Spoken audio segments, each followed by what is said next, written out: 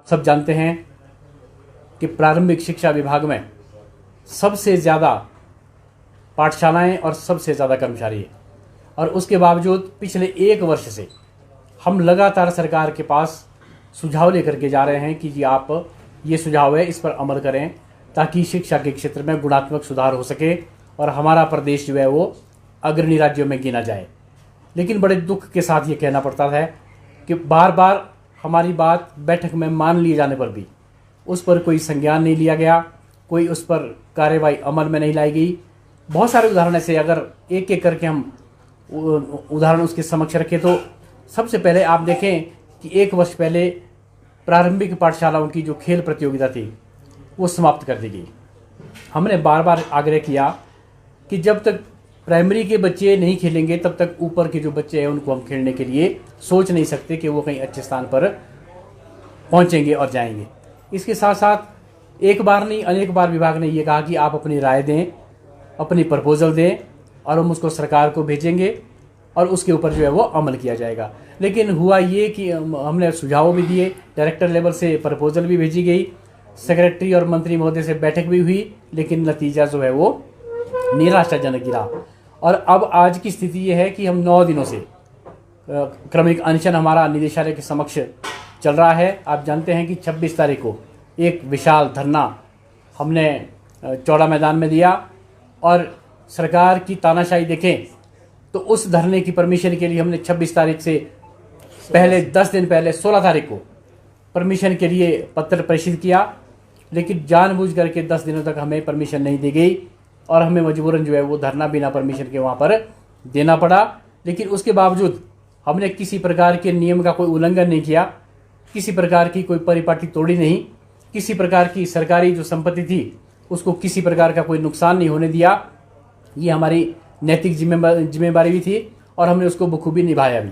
लेकिन उसके विपरीत हुआ क्या कि सरकार ने लगभग 900 शिक्षकों के खिलाफ FIR दर्ज कर दी, जो कि मुझे लगता है कि इतिहास में पहली बार हुआ होगा। आज तक किसी भी प्रदेश में एक साथ 900 कर्मचारियों के खिलाफ कोई FIR हुई नहीं होगी। और उसके बावजूद क्या हुआ कि 25 तारीख की शाम को एक नोटिस सर्व करके 5:30 बजे डिप्टी डायरेक्टर के माध्यम से BOs तक फटाफट मैसेज करके कि किसी की छुट्टी ना सैंक्शन की जाए, किसी को अगर कर दी है तो उसको कैंसिल कर दिया जाए। इतना तानाशाह रवैया जब हमने देखा और ये लग रहा था कि अध्यापकों की संख्या धरने में कम होगी, जिसके लिए प्रयास किया गया। लेकिन जो शिक्षक समाज में काम करता है, गांव के दूर दराज क्षेत्रों में काम करता है, उसके साथ गांव का बच्चा जुड़ा होता है, अभिभावक जुड़े होते हैं, SMC के लोग जुड़े होते हैं। मैं आपको बताना चाहूँगा कि आज हमारा संघर्ष चल रहा है, लेकिन जो हमारे अभिभावक के बच्चों के SMC के लोग हैं वो फ़ोन करके रोज़ तंग कर रहे हैं कि जी अगला धरना आप कब दे रहे हैं, हम पूरे के पूरे अभिभावक भी आपके साथ धरने में आने को तैयार है। बहुत सारे संगठन जिनके रोज़ के रोज़ फ़ोन आ रहे हैं, चिट्ठियों पे चिट्ठियाँ उनकी आ रही है कि आप बिल्कुल आगे बढ़ो, आपने बड़ा बढ़िया कदम उठाया है, ये तो आपने हिम्मत करी, लेकिन हालत हमारी भी यही है। सभी कर्मचारी ये कह रहे हैं कि दम घुट रहा है, अब जो है वो नौकरी करने का समय रहा नहीं। लेकिन ये है कि पहल कोई करता नहीं है। तो हम सब आपके साथ हैं। तो कहने का मतलब है कि प्राइमरी के जो अध्यापक है वो इतने कमज़ोर नहीं है, उनको इतना कमज़ोर ना समझा जाए कि वो बिल्कुल भी, अगर उनको थोड़ा डरा धमका दिया जाएगा या 4 लोगों को पहले दिन सस्पेंड करके 4 लोगों को तीसरे दिन और सस्पेंड कर दिया जाएगा तो वो मैदान छोड़ के भाग जाएंगे। उनमें से प्राइमरी शिक्षक नहीं है। आप जानते हैं कि शिक्षक समाज का निर्माता होता है, समाज का निर्माण करने वाला होता है। आप मीडिया के बंधु, आप सभी जानते हैं, आपने भी मुझे लगता है कि कोई ऐसा आंदोलन आज तक देखा नहीं होगा, ऐसा धरना देखा नहीं होगा जिसमें इतने सारे लोग होने के बावजूद कोई भी नियम कहीं पर उल्लंघन ना किया गया हो। पूरे का मीडिया वहाँ पर था, न्यूज़ चैनल में लाइव समाचार आ रहे थे कि वहाँ पर जो है कोई भी इस तरह की तोड़ फोड़ नहीं की गई, कोई वाहन नहीं रोके गए, कोई ट्रैफिक नहीं रुका, लेकिन उसके बावजूद भी शिक्षकों के खिलाफ जो है वो FIR दर्ज कर दी गई। सस्पेंशन हुई, सस्पेंशन में भी इतनी अफरा तफरी सरकार, इतना टेरर का माहौल है कर्मचारियों में, नीचे तक अधिकारियों में। मुझे नहीं लगता कि क्या हड़बड़ाहट में सारे काम हो रहे हैं। बहुत सारे हमारे ऐसे साथियों को निलंबित कर दिया गया जो कि उस दिन घर में, किसी के घर में शादी थी, किसी के घर में कोई गृह प्रवेश था, वो शिमला थे ही नहीं, वो अपने घर में किसी छुट्टी लेकर के बैठे हुए थे अपने निजी काम से, उनको भी निलंबित कर दिया गया। तो हैरानी कि आपने परसों एक चिट्ठी देखी होगी, उसमें डायरेक्टरेट का नाम गलत, डेट 30 जनवरी 2025। मतलब इतनी अफरा तफरी है, इतना प्रेशर है ऊपर से कि वो हर कुछ कर रहे हैं बेचारे। संडे को भी ऑफिस में बैठ रहे हैं, हम उनके सामने वहाँ धरना दे रहे हैं, हम वहाँ पर अनशन में बैठे हैं। हम देखते हैं कि छुट्टी के दिन भी दफ्तर में है, रात को 11-11 बजे तक वो लोग काम कर रहे हैं दफ्तर में। और हम उनसे और सरकार से एक प्रश्न ये भी करना चाहेंगे कि जो कर्मचारियों के लंबित पड़े मामले हैं उनके विभागों में, अगर उसके लिए कभी आपने आधा घंटा बढ़ा दिया होता इन अधिकारियों और कर्मचारियों का कि आप 5 के बजाय 5:30 बजे तक बैठें, लेकिन जो कर्मचारियों के लंबित मामले हैं उनको निपटा दें, तो शायद सरकार का आज गुणगान पूरा प्रदेश कर रहा होता। लेकिन दुख की बात यह है कि सिर्फ इसी के लिए बाकी एक हफ्ते से कोई काम नहीं हो रहा। वहाँ पर इनकी वीडियो चेक करो, कौन कौन उस धरने में थे, किसको सस्पेंड करना है, किसको निलंबित करना है, ये बड़ा दुख का विषय है। और एक बार नहीं, हमने बार बार शिक्षा मंत्री महोदय और सचिव महोदय के पास अपनी गुहार लगाई है, अपनी बात रखी है, और हमें उनको सुझाव दिया है कि आप इस पर थोड़ा गहनता से विचार करें कि हम बोलना क्या चाह रहे हैं, इसमें गलत क्या है। जो गलत लगता है आपको उसको हटा दें, और जो ठीक लगता है उसको इंप्लीमेंट करें, उस पर अमल करें। लेकिन हमें लगता है कि भाई वो हमारी जो बात है वहाँ तो सुनी जाती थी। हम ऐसा नहीं कह रहे कि वहाँ हमारी बात नहीं मानेगी, चाहे बैठक सचिव महोदय के साथ हुई हो, चाहे मंत्री महोदय के साथ हुई हो। लेकिन आज तो हमारा एक ही मकसद है, अब हम केवल मात्र मुख्यमंत्री महोदय से बात करना चाहते हैं। हमने उनसे बातचीत के लिए समय मांगा है, और हम चाहते हैं कि वो हमें बातचीत के लिए बुलाएं, और हम आश्वस्त हैं कि वो हमारी बातचीत अगर सुनेंगे तो उसको समझेंगे। हमें नहीं लगता जितनी बातचीत हमने मंत्री महोदय तक पहुंचाई कि वो वहां से आगे निकली हो। एक उसका हमारे पास उदाहरण है कि पिछली बार हम एक बार मुख्यमंत्री से मिले, वो मुद्दा था टूर्नामेंट का, जिसको लेकर के हमने ये कहा कि जी आप ये बताएं कि ये टूर्नामेंट बंद करना कहाँ तक ठीक है। एक तरफ आप बोलते हैं कि खेल खेल में खेलो, खेल खेल में बच्चों को खिलाओ, और दूसरा आप ये बोलते हैं कि भाई 1 से 5वीं तक तो बच्चे को खिलाना ही नहीं, 6ठी में जब जाएगा वो तब जाके उसकी अंडर 14 में उसके खेल शुरू किए जाएंगे। तो मुख्यमंत्री महोदय ने ये कहा था कि क्या ऐसा नहीं उसका क्लब कर दिया जाए। तो मैंने कहा जी क्लब कैसे होंगे, हो नहीं सकते, इनके नॉर्म्स लगे, रूल्स लगे। और उन्होंने एकदम बात को पकड़ा, एकदम बात को समझा, और वहीं आदेश किए थे कि भाई नवंबर का महीना हो गया और समय ज़्यादा हो गया, ठंड का मौसम है, छोटे बच्चे हैं, पर ब्लॉक लेवल की टूर्नामेंट करवा दो। साथ में ये कहा था कि मुझे कहा था कि अगली बार के लिए आप बढ़िया सी प्रपोजल बना के मंत्री जी को दे देना, ताकि अगली बार की जो टूर्नामेंट है वो हम शुरू से ठीक ढंग से शुरू कर सके। और हुआ क्या कि हमने प्रपोजल बना के निदेशालय में दी। निदेशक महोदय के हम आभारी है कि उन्होंने दूसरे दिन ही वो प्रपोजल बना के सेक्रेटरी को भेज दी, और वहां से मंत्री जी से डिस्कस हुई होगी। लेकिन मुझे नहीं लगता कि वो मुख्यमंत्री के दरवाजे से अंदर तक वो प्रपोजल गई है। अगर वो गई होती तो जरूर उस पर कोई ना कोई अमल हुआ होता। और हम आश्वस्त है कि भाई मुख्यमंत्री महोदय, हमारा जो 24 पन्नों का 24 सूत्रीय डिमांड चार्टर है, उसमें जितनी बातें लिखी गई है, मुझे नहीं लगता कि कोई एक भी बात गलत होगी। अगर कोई ध्यान से देखे, गलत तो उन्होंने भी नहीं कही जिन्होंने उसके ऊपर अमल भी नहीं किया। उन्होंने भी ये कहा कि बिल्कुल ठीक है आपकी डिमांड, बिल्कुल जायज़ है, लेकिन उन्होंने अमल करना उसके ऊपर उचित नहीं समझा। तो आज कर्मचारियों का इतना बड़ा जो ग्रुप है वो बिल्कुल नाराज है, और बड़ा रोष है कर्मचारियों में। हिमाचल प्रदेश के जो कर्मचारी है, इसके साथ साथ पाठशालाओं में बच्चों की पढ़ाई प्रभावित हो रही है, और इसका मुख्यमंत्री संज्ञान ले, ऐसा मैं मानता हूं। क्योंकि मुख्यमंत्री एक कर्मचारी के पुत्र है, और वो कर्मचारियों की वेदना को बखूबी समझते हैं। इसलिए हमें लगता है कि वो हमें बातचीत के लिए बुलाएंगे और कोई बीच का रास्ता निकालेंगे। लेकिन आज 9 दिन होने के बावजूद भी जैसे अभी तक कोई बातचीत किसी से नहीं हुई, अगर आने वाले दिन में, आने वाले समय में कोई वार्ता सरकार से नहीं होती है, कोई बैठक नहीं होती है, कोई चर्चा नहीं होती है, और हमारी मांगों को लेकर कोई सकारात्मक निर्णय उसमें नहीं लिया जाता है, तो हमें मजबूरन एक बड़े आंदोलन के लिए तैयार होना पड़ेगा। और हम तैयार हो चुके हैं, हमने तैयारी कर ली है। वो हमारी मजबूरी या शौक नहीं है, हमें आंदोलन का या संघर्ष का शौक नहीं है।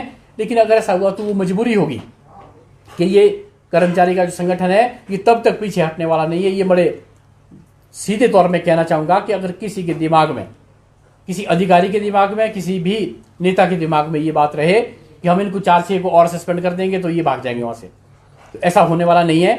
जो जो अध्यापक सस्पेंड होते जा रहे हैं वो निरंतर जो है वो हमारे अनशन में बैठते जा रहे हैं। जिस दिन 25,000 शिक्षक पूरे हो जाएंगे निलंबित करके, उस दिन शिमला में बैठने को जगह भी नहीं मिलेगी।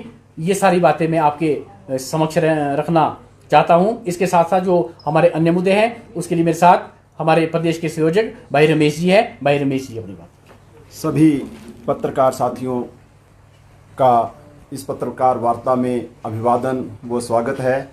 आपने अपना बहुमूल्य समय दिया, इसके लिए आपका हार्दिक धन्यवाद।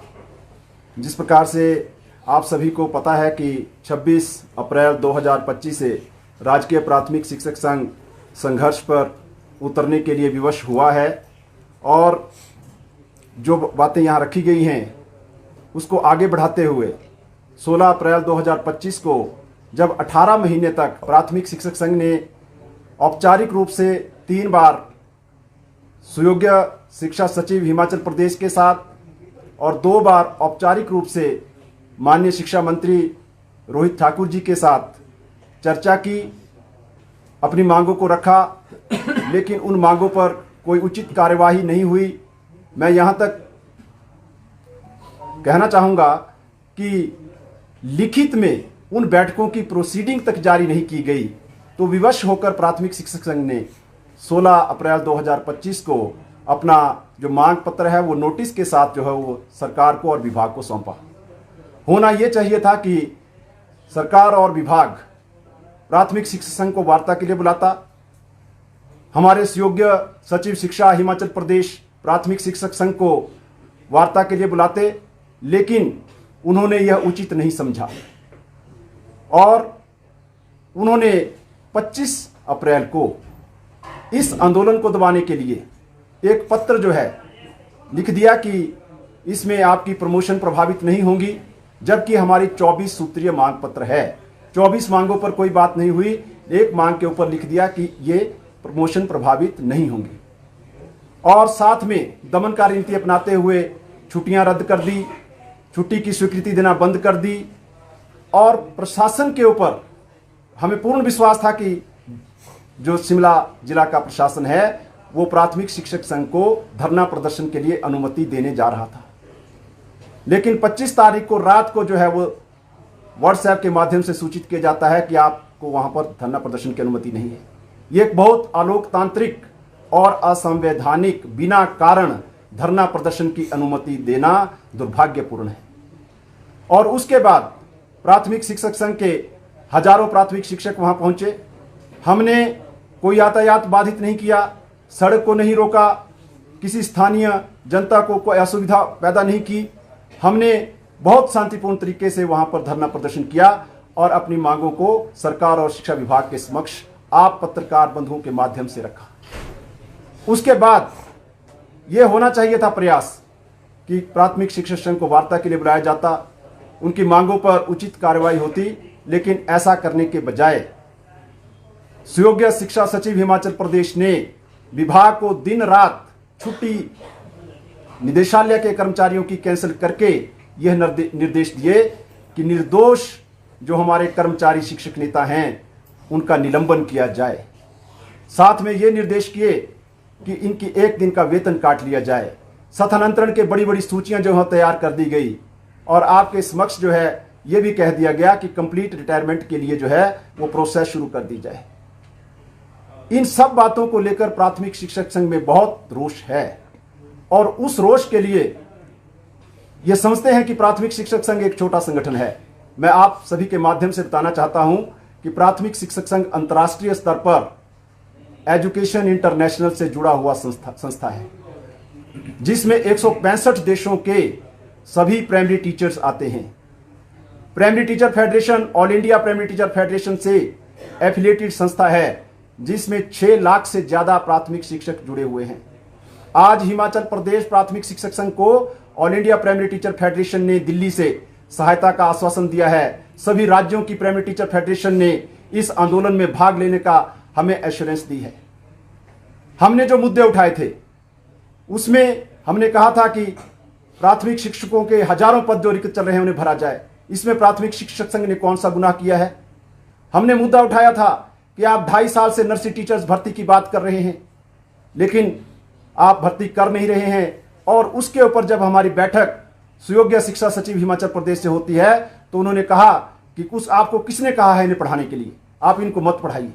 कितने दुर्भाग्य की बात वहां पर की गई। इसके अलावा हमने खेलों का मुद्दा बच्चों को उठाया।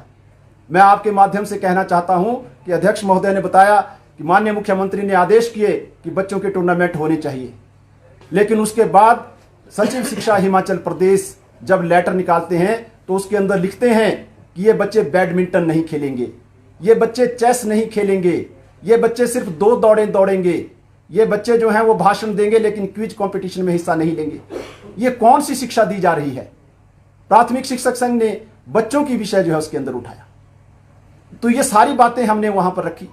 आज प्राथमिक शिक्षकों के वित्तीय मामले भी लंबित हैं।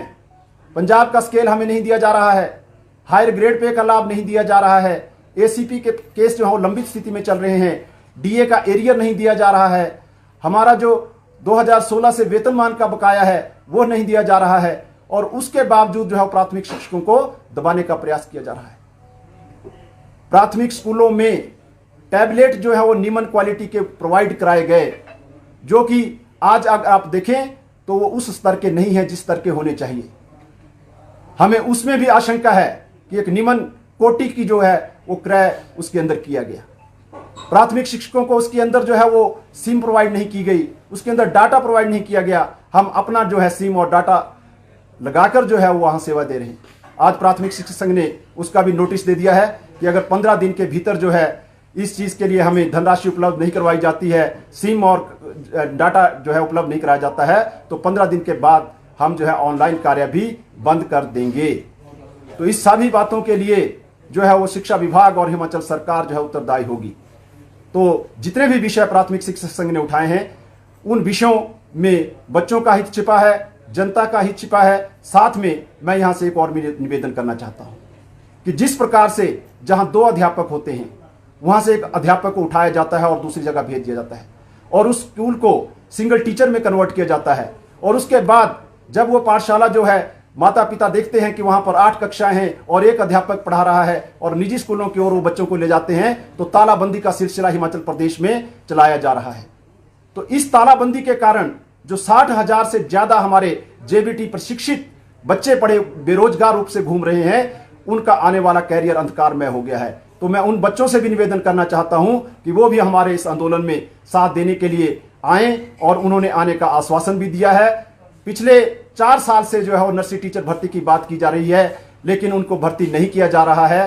तो मैं उनसे भी निवेदन करूंगा कि वो भी इस आंदोलन के अंदर भाग लेने के लिए आए, और वो 15,000 के करीब प्रशिक्षित ऐसी महिलाएं हैं हिमाचल प्रदेश में जिनको इस प्रकार का प्रलोभन दिया जा रहा है, और जो स्कूलों की तालाबंदी की जा रही है उससे मल्टीटास्क वर्कर की नौकरियां जाने वाली हैं, एमडीएम वर्कर की नौकरियां जाने वाली हैं, तो वो भी इस आंदोलन के अंदर भाग लेने के लिए आगे आएंगे। तो आने वाले समय में यदि समय रहते जो है जिस प्रकार से बात की गई है कि हम माननीय मुख्यमंत्री हिमाचल प्रदेश से कम स्तर पर अब वार्ता नहीं करेंगे, और अगर ऐसा नहीं किया जाता है तो प्राथमिक शिक्षक संघ एक बड़े आंदोलन के लिए तैयार है, और उसका पूरा उत्तरदायित्व जो है हिमाचल सरकार और शिक्षा विभाग का होगा, और इसमें हमारा कोई जिम्मेवारी नहीं होगी। क्योंकि ये पूरी तरह से जब वार्ता नहीं करनी है, आप लोकतांत्रिक मूल्यों के अंदर विश्वास नहीं रखते हैं, आप संवैधानिक संस्था के अंदर विश्वास नहीं रखते हैं, तो प्राथमिक शिक्षक संघ जो विवश होकर आंदोलन के लिए उतारू है।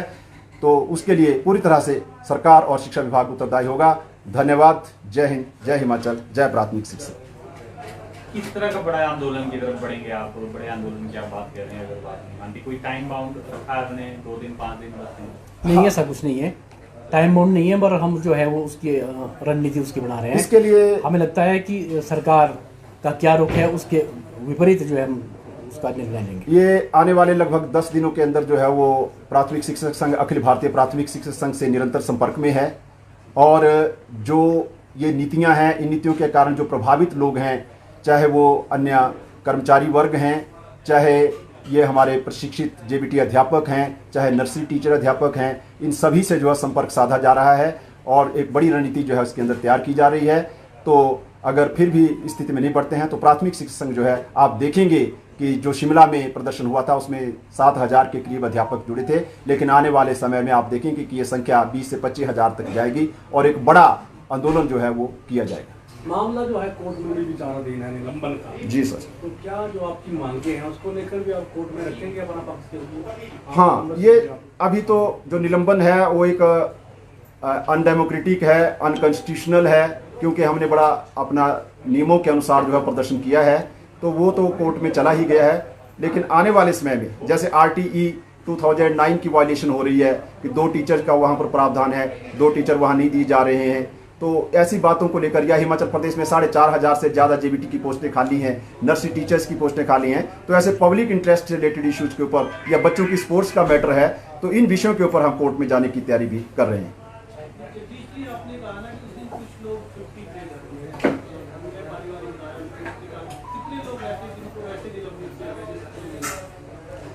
नहीं, उसके लिए कुछ एक लोग हैं ऐसे, वो हमारे पास अभी हम इसमें सबूत है उस बात का कि वो लोग छुट्टी लेके घर में थे। चलो वो अब हम इन चीज़ों को उजागर नहीं करना चाहते, क्योंकि ये सभी विषय जो हैं वो कोर्ट में भी रखे जा रहे हैं। हाँ। और आने वाले समय में आपके समक्ष भी रखे जाएंगे।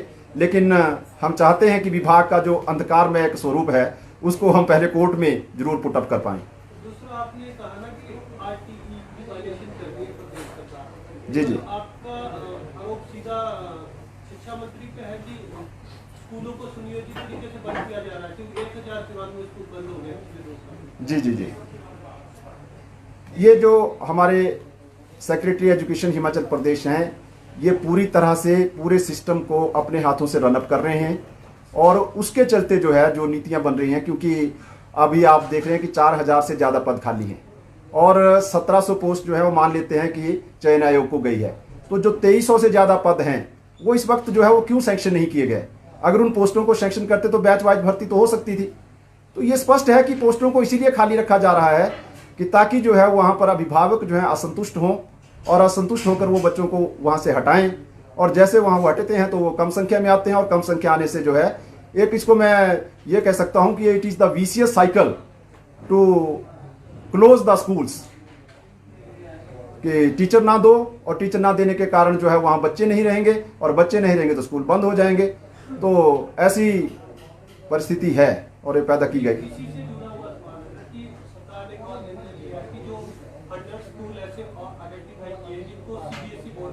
जी जी जी। इसका क्या आप लोग समर्थन करते हैं? हाँ, इसका हम समर्थन करते हैं। हम ये चीज़ों के लिए समर्थन करते हैं कि हमने एक बड़ा विस्तृत प्रस्ताव सरकार को दिया था, माननीय शिक्षा मंत्री को भी दिया था, संयोग्य सचिव शिक्षा हिमाचल प्रदेश को भी दिया था। हमारा ये मानना था कि स्कूलों में जो है वो राष्ट्रीय स्तर की जो शिक्षा है, उच्च स्तर की, उसमें CBSE बोर्ड को इंक्लूड किया जाए। हम इंग्लिश मीडियम का भी समर्थन करते हैं, लेकिन उसमें हमने ये कहा था कि इसको सिस्टमेटिक जो है वो लागू किया जाए। और साथ में हमारा ये भी मानना था कि क्लास वाइज जो है वो कम से कम प्राइमरी के अंदर टीचर हो, ताकि जो है वो बच्चों की क्लास जो है सुव्यवस्थित तरीके से चल सके। और एक हमारी और इसमें सुझाव था कि बच्चों के लिए जो ट्रांसपोर्ट की फैसिलिटी जो है वो उपलब्ध होनी चाहिए, क्योंकि आज के दौर में जो है वो ट्रांसपोर्ट फैसिलिटी जो है बहुत ही आवश्यक है वो उन स्कूलों के लिए जहाँ से बच्चे जो हैं उठाकर जो है दूसरी जगह ले जाते हैं। इन्होंने जो स्कूल भी बंद किए वहां पर भी कोई ट्रांसपोर्ट की फैसिलिटी नहीं दी, जबकि माननीय मुख्यमंत्री ने कहा था कि अगर हम 15,000 रुपये भी एक बच्चे के ऊपर खर्च करना पड़ता है तो हम करने के लिए तैयार हैं, लेकिन ऐसा नहीं किया गया। तो ये बड़ा दुर्भाग्यपूर्ण है कि आप बोलते हैं लेकिन उसके बाद करते नहीं है। स्कूल बंद कर दिया जाता है और उन बच्चों को जबरदस्ती जो है वहां से हटा दिया जाता है और दूसरे स्कूल में डाल दिया जाता है। तो इस कारण जो है फिर वो बच्चे जो है कहाँ जाएंगे, वो फिर बहुत ही एक क्वेश्चन मार्क बन जाता है। आपका रोज जो है शिक्षा सचिव के प्रति है या फिर शिक्षा मंत्री और मुख्यमंत्री के प्रति है? सरकार के प्रति। देखिए, हमारा रोष सरकार से है कि सरकार उसमें संज्ञान ले। ऐसा क्या है कि इतने दिनों से सरकार को साल भर से ये पता ही नहीं चल रहा कि फील्ड में क्या हो रहा है। अगर उनको पता है तो उसके ऊपर संज्ञान क्यों नहीं ले रहे? और हम इस बात का इंतजार करते रहे कि संज्ञान लिया जाएगा, लेकिन 1 वर्ष तक जब कोई शुद्ध किसी ने नहीं ली तो मजबूरन हमें ये संदेश देने के लिए सड़कों पर आना पड़ा कि सरकार अगर ऐसे नहीं सुन रही है तो कम से कम वैसे तो सुने। जब ये जन संघर्ष होगा, जन सैलाब बढ़ेगा, तब तो कम। अगर वैसे ये बात सरकार तक नहीं पहुंच रही है, अगर कोई सूत्र बीच में इन फाइलों को मुख्यमंत्री कार्यालय तक नहीं पहुंचने दे रहा है, तो कम ऐसे तो ये संदेश पहुंचे वहां पर। अगर ये संदेश पहुंचेगा तो मुख्यमंत्री संज्ञान लेंगे और उसमें कोई ना कोई हल निकलेगा। अगर हल नहीं निकलता है, नहीं निकालना चाहते हैं, तो हम तो अपने पक्ष पर चल पड़े हैं, हम तो अपनी राह पर चल पड़े हैं। ये हमारा कहना है इसमें। सेक्रेटरी राकेश कंवर के विषय में आपने कहा था कि वो गवर्नमेंट को मिसलीड कर रहे हैं। आपसे सवाल ये है कि इस मिसलीड की वजह क्या है? क्या आपने ये भी कड़ी ढूंढने की कोशिश की है क्या, या सिर्फ आरोप के लिए आरोप लगाए जा रहे हैं? देखिए, बड़ा जीता जागता उदाहरण है, ये किसी से छुपा नहीं है कि अगर कोई कार्य, कोई काम मुख्यमंत्री महोदय तक पहुंचता, अब हम आपके समक्ष यहाँ पर कोई बात रख रहे हैं, हम इसलिए यहाँ पर ये चर्चा कर रहे हैं कि हमें विश्वास है कि आपके माध्यम से ये सूचना हमारी आगे फैलेगी, इसलिए हम डायरेक्टर साहब के पास या सचिव महोदय के पास या मंत्री महोदय के पास अपनी बात रखते हैं कि अगर डायरेक्टर महोदय के पास बात रखते हैं तो हमें उम्मीद है कि सेक्रेटरी साहब से बात कर लेंगे, सेक्रेटरी साहब को भेजेंगे, सेक्रेटरी साहब से बात करते हैं तो उम्मीद करते हैं कि मंत्री जी को जाएगी, मंत्री जी से बात करते हैं तो लगता है कि मुख्यमंत्री महोदय तक जाएगी। जब ये सारा तामझाम इकट्ठा होगा तो कोई ना कोई निर्णय होगा। लेकिन अगर हमने यहाँ पर प्रेस वार्ता आप लोगों से की, आप इसको डिस्प्ले नहीं करेंगे तो उस प्रेस वार्ता का रोज तो आपके ऊपर रहेगा ना हमारा। ये मेरा मानना है कि जब उनके साथ हमारी चर्चा हुई तो उसके बाद ये सरकार ने उसके ऊपर संज्ञान क्यों नहीं लिया? अगर सचिव महोदय की ये बिल्कुल उनकी जिम्मेवारी थी कि वो इतने बड़े विभाग उनके पास है, वैसे तो बहुत सारे विभाग है, लेकिन शिक्षा विभाग उनके पास है। अगर शिक्षा विभाग में कोई खामी दिखती है तो उनकी जिम्मेवारी थी कि वो सरकार तक, वो मुख्यमंत्री महोदय तक वो बात पहुंचाए। हमने आपके संदर्भ में जब शिक्षा मंत्री से बात की, शिक्षा मंत्री ये कहते हैं कि जो निलंबन का फैसला हुआ था उसकी मुझे जानकारी नहीं है। दूसरा सवाल ये कि मुख्यमंत्री के प्रिंसिपल सेक्रेटरी भी राकेश कंवर है, तो ऐसे में आप लोगों को नहीं लगता कि मुख्यमंत्री तक तो बात पहुंच गई है? अब आप लोग धरने की तैयारी का रोड मैप भी आप लोगों ने बना दिया है, तो ऐसे में अब बीच में, क्योंकि शिक्षा मंत्री ने भी कहा वार्ता के लिए तो हम हमेशा तैयार हैं, तो शिक्षक जा क्यों नहीं रहे? देखिए, शिक्षा मंत्री से मैं पहले भी कह चुका हूँ कि टाइम एंड अगेन हमने वार्ता की, एक बार नहीं अनेक बार वार्ता की है, लेकिन उस वार्ता का कुछ आगे निचोड़ नहीं निकला है। ऐसी वार्ता हमें नहीं करनी है। 6 फरवरी 2025 को जब शिक्षा सचिव महोदय से बैठक होती है, एक औपचारिक बैठक होती है और उसकी प्रोसीडिंग आज तक जारी नहीं होती है। 17 मार्च को शिक्षा मंत्री महोदय से बैठक होती है और उसकी प्रोसीडिंग आज तक जारी नहीं होती है। तो ऐसी स्थिति में अब एक संघर्ष हो गया है और इसके अंदर एक नियम होता है कि सरकार जो है औपचारिक रूप से वार्ता के लिए बुलाए। तो जब तक सरकार औपचारिक रूप से वार्ता के लिए नहीं बुलाती है तो प्राथमिक शिक्षक संघ जो है किसी भी स्थिति में वार्ता के लिए नहीं जा पाएगा।